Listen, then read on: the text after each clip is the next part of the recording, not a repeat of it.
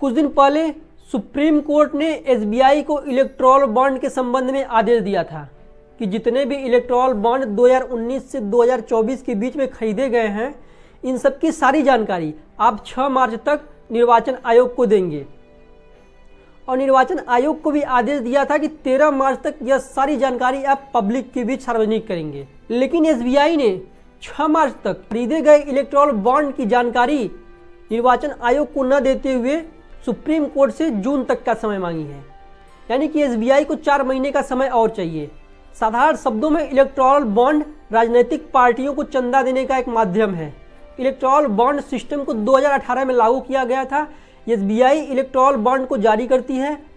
कोई भी व्यक्ति या कंपनी एसबीआई कुछ फिक्स शाखाओं में जाकर इलेक्टोरल बॉन्ड खरीद सकता है और उसे अपने पसंदीदा पार्टी को डोनेट कर सकता है। इलेक्टोरल बॉन्ड कौन व्यक्ति खरीद रहा है और किस पार्टी को इलेक्टोरल बॉन्ड डोनेट कर रहा है, इस संबंध में किसी भी व्यक्ति को कोई जानकारी नहीं होती थी। यह जानकारी सिर्फ एसबीआई को होती है।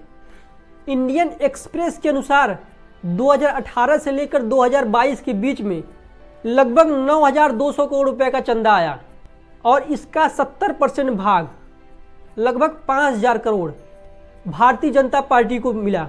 वहीं कांग्रेस को 952 करोड़ रुपया लगभग मिला और तीसरे नंबर पर तृणमूल कांग्रेस है। इतना फंड राजनीतिक पार्टियों को किसने दिया, इस बारे में किसी व्यक्ति को कोई जानकारी नहीं है।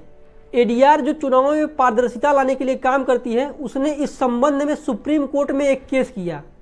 उसका कहना था कि देश की जनता को इस बात का पता ही नहीं है कि किस राजनीतिक पार्टी को किस व्यक्ति ने, किस कंपनी ने कितना धन दिया। इस प्रकार जो कंपनी या जो व्यक्ति जिस राजनीतिक पार्टी को सबसे ज़्यादा चंदा देती है, सत्ता में आने के बाद वह राजनीतिक पार्टी अवैध रूप से उस कंपनी को फायदा पहुंचाती है। ये तो सरासर जनता के साथ धोखा है। इस प्रकार चुनाव में पारदर्शिता का सवाल खड़ा होता है। सुप्रीम कोर्ट ने पारदर्शिता के आधार पर इलेक्टोरल बॉन्ड्स को रद्द करते हुए कहा कि यह संविधान की अनुच्छेद 19 के अभिव्यक्ति की स्वतंत्रता का उल्लंघन करता है, क्योंकि अभिव्यक्ति की स्वतंत्रता में सूचना का अधिकार निहित होता है। इस प्रकार सुप्रीम कोर्ट ने इलेक्टोरल बॉन्ड्स को अवैधानिक घोषित करते हुए इसे रद्द कर दिया और कहा कि इलेक्टोरल बॉन्ड्स अब कोई व्यक्ति नहीं खरीद सकता। इसके साथ ही सुप्रीम कोर्ट ने एसबीआई को आदेश किया कि 2019 से लेकर 2024 के बीच जितने भी इलेक्टोरल बॉन्ड्स खरीदे गए हैं, इन सबकी सारी जानकारी आप निर्वाचन आयोग को दीजिए।